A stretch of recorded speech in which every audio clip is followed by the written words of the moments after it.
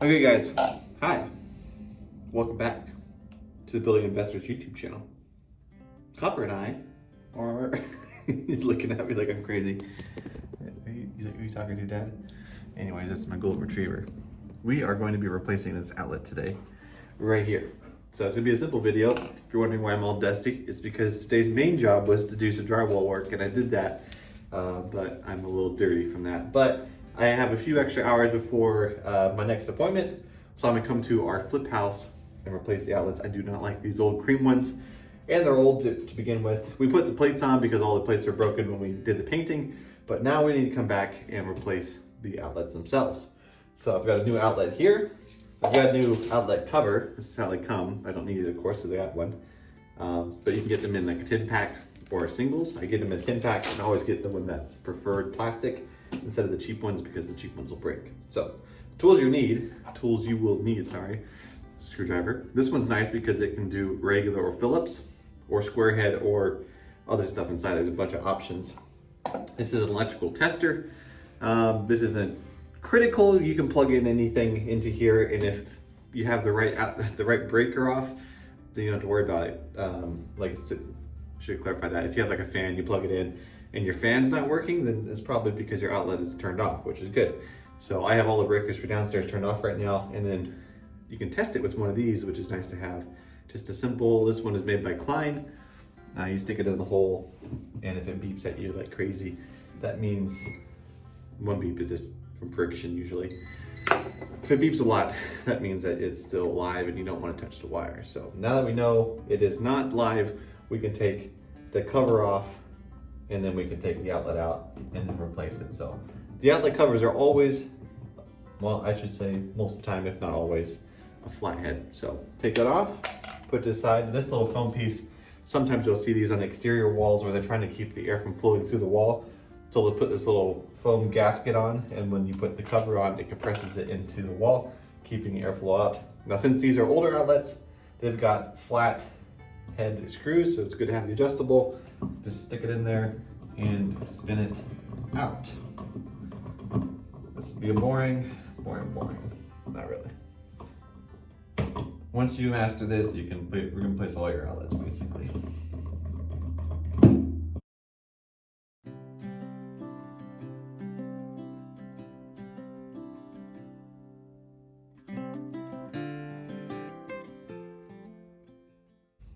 Okay, a little fast forwarding there, but we got both the screws out. Now we can just grab it and pull it out. You're gonna see black and white wires and a ground.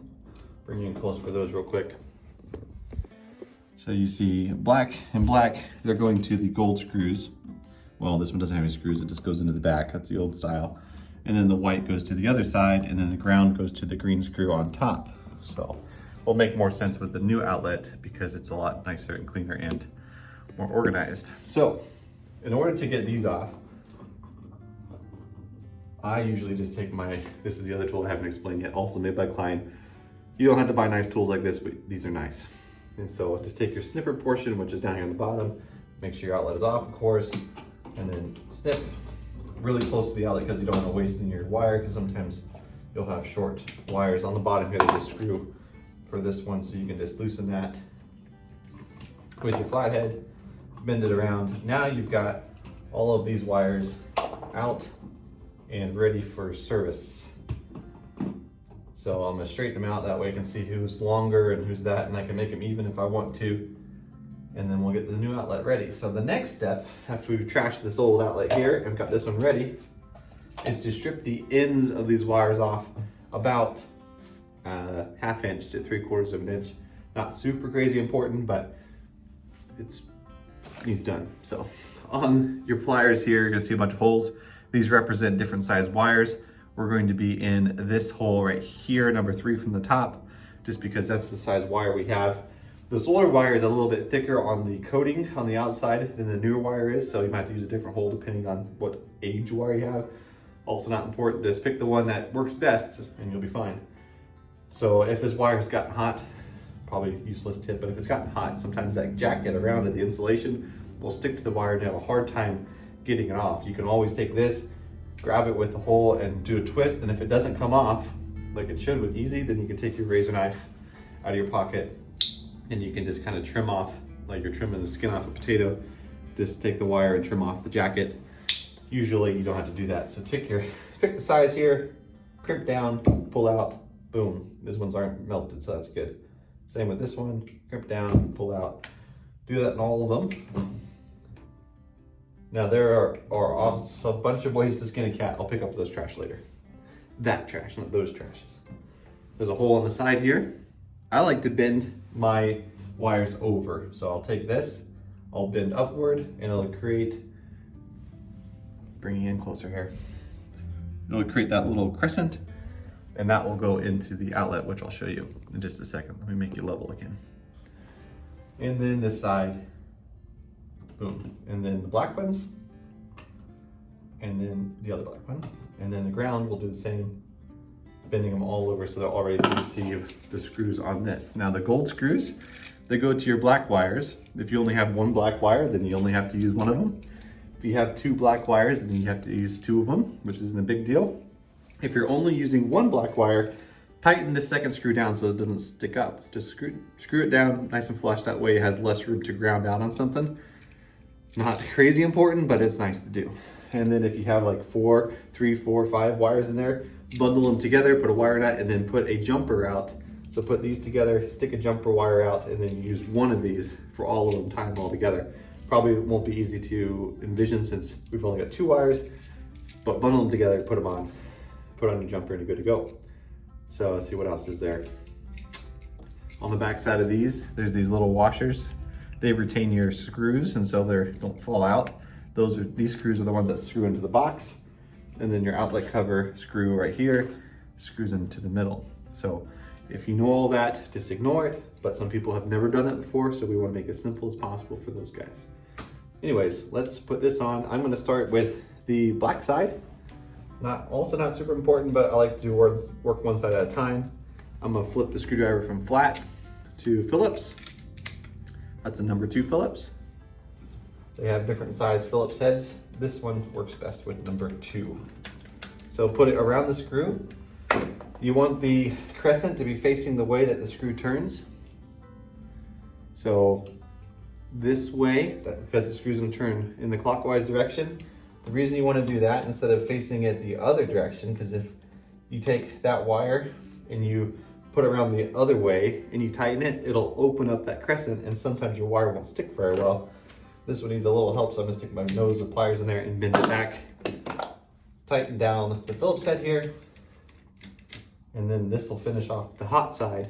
The black wire is where you would get the shock from if you were to touch anything. And then flip your thing clockwise, stick on your white wires, your neutrals they're called. No, I'm not an electrician, so if you're an electrician and you see something wrong, put it in the comments, but I like the way I do it a lot. So I don't need anything fancy, this is working great. And then take your second white wire on, tighten it down. You can use an impact for this, but I like being able to feel that last little torque twist there. That little, how much tightness it is. This one's a little bent, so I'm gonna push that back. Your ground wire goes to the green screw. And then I'm gonna bend it around the screw just for extra safekeeping. And then tighten the screw down. And then you're basically all connected there. A little tight, there we go. But yeah, it's upside down. Oh no, what do we do? You're gonna grab the wires, you're going to twist clockwise and then create a little bundle in the back here. And then when you push it in, you just wanna push it to where you're not crimping the wires. You don't want a nice smooth kind of S turn. And then you can stick it in. You can take your drill or your screwdriver here, tighten down your outlet, just like so. And then the bottom one, usually I get them both started before I tighten it down to the finish line. Okay, tighten it down.